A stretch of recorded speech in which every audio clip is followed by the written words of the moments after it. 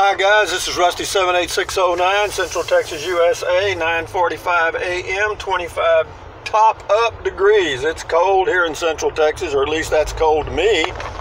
And I'm heading back home. I just went to Walmart and did my walking, and that's good. Even though it's a cold day, they thought it was going to be icy and snowy, but it wasn't. We did have a little ice on my patio this morning, or I did. And that's the way that is, guys. Every now and then, even in Central Texas, we get some cold weather, or what we call cold, what you guys up north would laugh about. We're not going ice fishing today, all right? So anyway, on the agenda today, guys, is let's talk about me planning, or us planning, a trip to go camping in March this year. I've been looking at it pretty closely, and it looks like New Mexico is going to be my prime target because I've been there several times and I know where to go, and I can go up into the elevations in the hot part of the summer, and in the early spring I can go to the warm spots. So we'll see how all this plan works out. I've got the RV, my 16-foot Coachman 2018 Clipper Cadet, just about ready to go, and I feel pretty comfortable about the whole operation. Let's see if I can get stuff off the windshield. Probably make it worse, but you never know. Maybe it'll help a little bit. But you know, we are not used to cold weather in Central Texas. I guess that's enough about my plan, and I'm not going to go into any detail because I'm not sure how I'm going to. I don't think I'm going to stay in an RV park. I mentioned in a couple of other videos that I'd looked at staying in an RV park, and I believe that's out for me because I've stayed in them before and I never did enjoy it all that much. I never did. I just didn't like the idea of being wedged in, and if you paid by the month, you're pretty much committed to stay there for a month. You know, at least when you're boondocking or dry camping or going to state parks, national parks, you know, whatever, you can leave anytime you want to. And because I pay one day at a time, and that's something I'll tell you to do. Whenever you go to a place, if you have a reservation, that's different. But if you go to a place, you know, where you use the little pay envelopes, and you pay, you know, you can pay for a week at a time or whatever you want to pay. My recommendation is just pay one day at a time. Why? Because it's a little inconvenient, I'll admit that, and you do have to remember to pay every day, which is not a problem with me. I've gotten used to it. But the reason I do that is because you never know who your neighbor's going to be, man. You come in there, you got you a good spot, everything's cool, you're really comfortable, the sun's shining brightly, you're sitting outside and everything's nice, and then all of a sudden, here comes whatever, and your chi or your wa or your harmony is totally disrupted, and you want to leave, okay? And so you just do, if you haven't paid for a week, because you can't get it back. There are no refunds. You can go to the camp host if they have one. They can't do anything. It's not set up that way. It's a one-way street. And another thing about camping and making reservations is, even like if you're going to make reservations, say some Corps of Engineers will let you make reservations, a lot of them won't. But you just have to come there and sign in. But the reservation system for the national parks and so forth, there's a $10 reservation fee. You got me? Or there is a fee. It used to be $10. I don't know what it is now, probably 20. But so I don't do reservations for that reason. I mean, if I'm going to stay one night and the cost for a senior, because I get 50% off, is $10, and I'm going to pay a $10 fee on top of that, I doubt it. So anyway, guys, this is Central Texas. We're on Highway 281 going north, and it is 25 degrees. It was supposed to be icy and snowy and all that stuff that the weather people drummed up, and we didn't get any of it. We did have a little ice on the patio this morning, my patio. Just you could see that it had been very cold, but it didn't get really cold till starting about 4 a.m. this morning. That's when it dropped below freezing.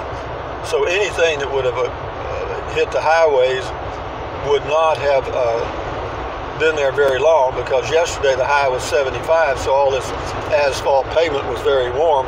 But anyway, that's why I went to Walmart, because I felt very safe doing it. Didn't have any problems at all. Now I'm headed home. So, camping. It's funny. I've gotten in this mode, and I spend a portion of every day thinking about going RVing somewhere or camping. I went in my Prius several times, off and on, for 5 years, and I really enjoyed that. It just, I was getting a little older, and at age 72, I thought, well, guy, you might want to look at some other options. So I did. I looked at going camping in the pickup with a camper top, and that's nice. But crawling around on my knees, it was an improvement over the Prius, because you could get inside, out of the insects and the sun, and be comfortable and read, or whatever you wanted to do, have your meal inside and not be bothered by insects and stuff. So that was a big plus for that. But the travel trailer is the way to go. The downside of it is it cuts your gas. Your biggest expense then becomes fuel. Because at 13 miles a gallon, that's what I'll get approximately towing my travel trailer now. It weighs 2,400 pounds, and I'm towing it with a V6 Ram pickup with 321 gears. Towing capacity on this pickup is 4,900 pounds. And I've towed it a few times already, and I've averaged about 13, so I'll probably get around that, all around, all over. So that's okay, I can live with that. Because when I was towing my other travel trailer years ago, I got 10. Sometimes I got 8. If I was going against the wind, I got as low as 6 sometimes. I mean, it was shit. But of course, the truck was so underpowered for the trailer I was pulling that it was almost laughable. So, but anyway, this time I'll be in pretty good shape towing, and I do plan to stay longer. In other words, I'm going to go to places and try to stay a minimum of 4 days, because that will work for my plan, because I can have 4 days worth of food in my Dometic CF18 12-volt refrigerator, and of course my beer, and that'll work out fine, because I did it in the pickup with the camper top for a few months, and it worked out okay. So I can do that again, and I won't have to worry about using the 110 only refrigerator in the travel trailer, which is good. And also, what I'm going to do I may have mentioned this in a video, I think I did. Grandma Patty said something about using the 110 refrigerator as an ice box. In other words, freeze something in my Dometic CF18 and then put it in the refrigerator and just use it as a cooler or ice box. So what I'm going to do actually is I'm going to buy a 10-pound bag of ice and put it in some containers and put that inside the ice chest, and an ice will last in a good ice chest, or reasonable ice chest. I had an Igloo cheapo, and it would last 3 days in 90-degree heat.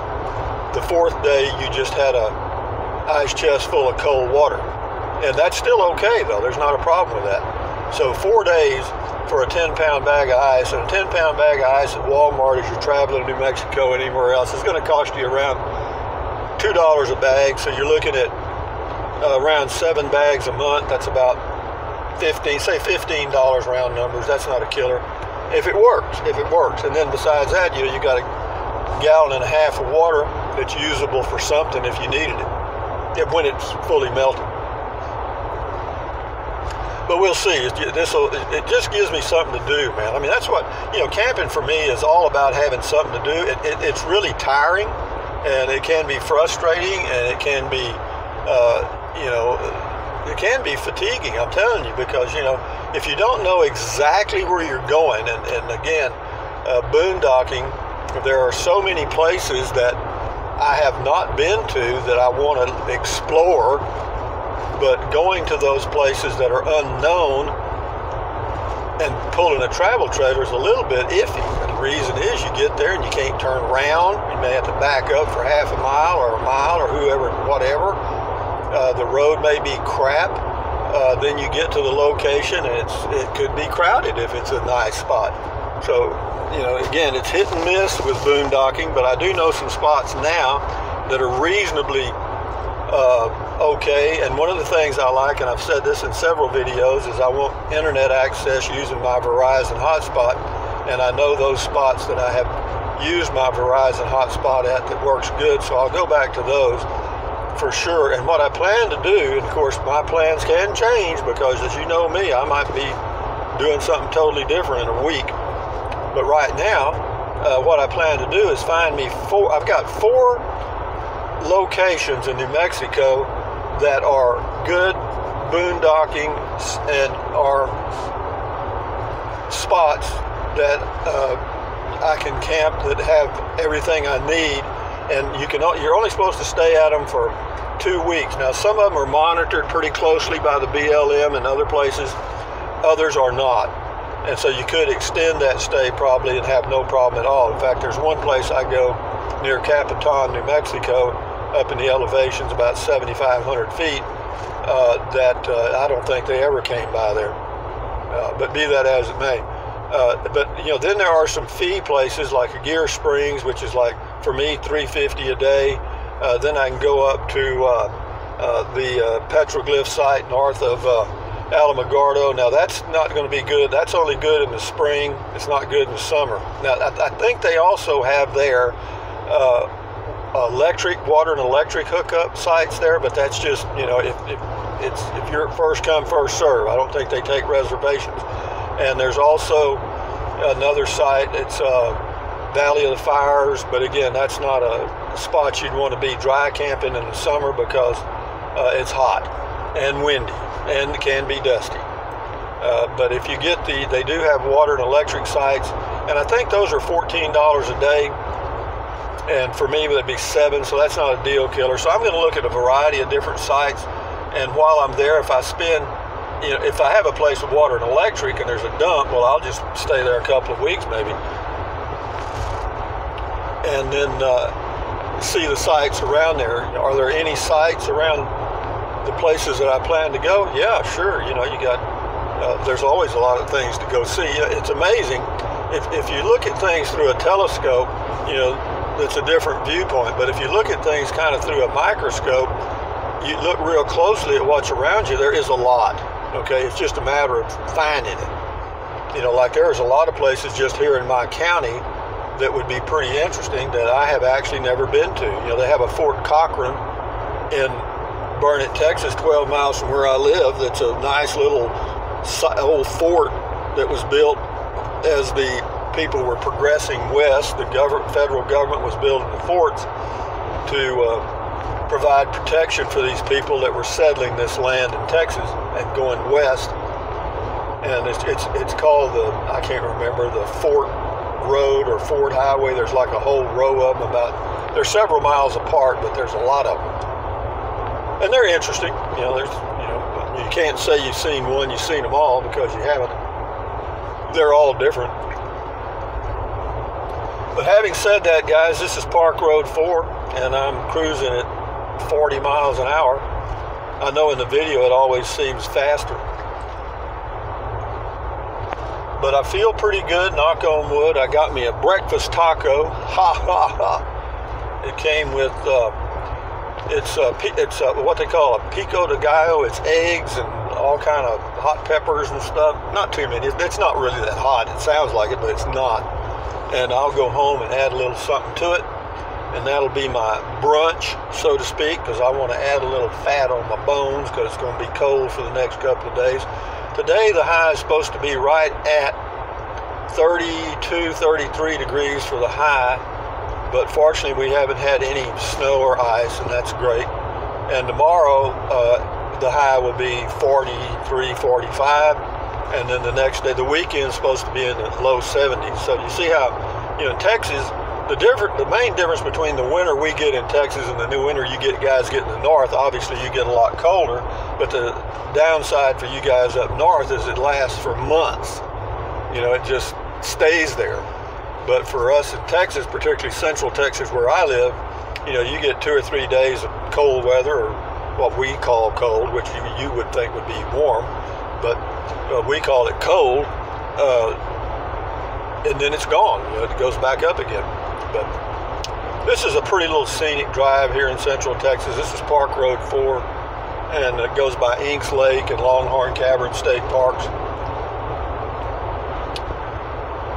Very little traffic, that's why I come this way. Very little traffic anywhere up here because all these little towns around here are 6,000 population and under, and there's 3 in this area. There's Burnett, Llano, and Marble Falls, and they're about, average 15, 20, 25 miles apart.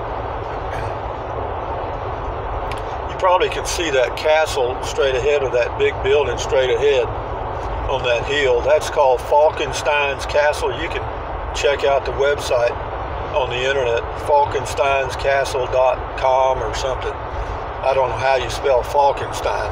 That's up to you. Starts with an F and ends with an N. That's all I can tell you. But anyway, the story on that castle is, and I've mentioned it in other videos, but just to mention it again since I haven't in a while, is supposedly this was a techie out of Austin, Texas, that sold a tech business, made a lot of money, several million or more, and anyway, went to Europe traveling around for a few months and ran across the plans for an old castle, supposedly. This may be all wrong, just gossip. Anyway, he brought the plans back and built that castle on this property. Now, this was the old Williams Ranch on the right-hand side, where he bought the land from the Williams. And I knew one of them that used to come to Longhorn Caverns when I was there.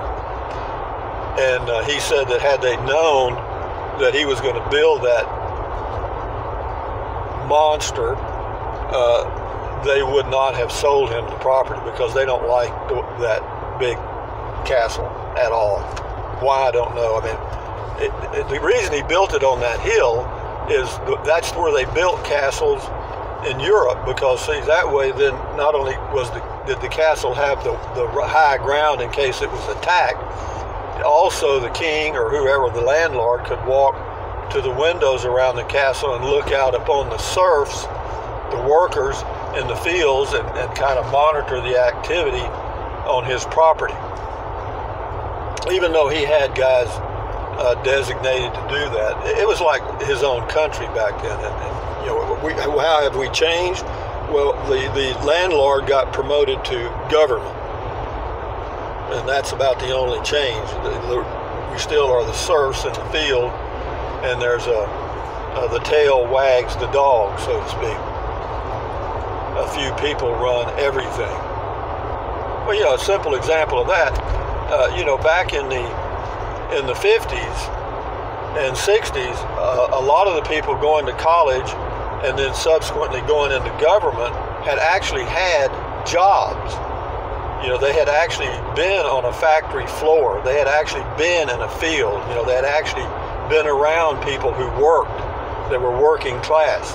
Now, in the year 1990 and forward, most of those people that graduate from college, Harvard, Yale, Cambridge, Berkeley, and so forth, have never had a job, never been around working class people, and have no empathy for them at all.